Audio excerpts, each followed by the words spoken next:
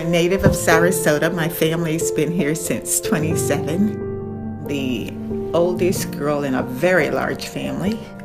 In the 50s, in the library, blacks were not allowed to check books out unless they could prove they owned property in Sarasota.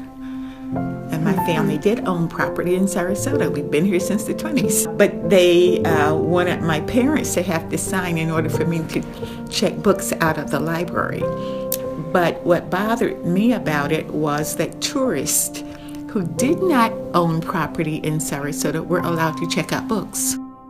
So I've always had an opinion regarding fairness, and I've always been one to, as my grandmother would say, act on that opinion, let other people know what was on my mind if I thought something was unfair.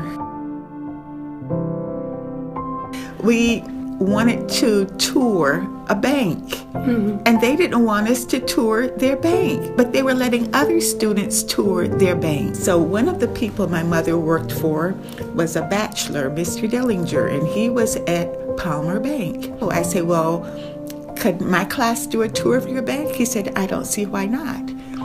But we did tour his bank. I became the president of the youth branch at 12. I think it's important that you're always aware of what it is you stand for, and that you're willing to communicate that. If you have a sense of fairness, you'll treat everybody fairly. And if you see someone who's being mistreated, you will speak up.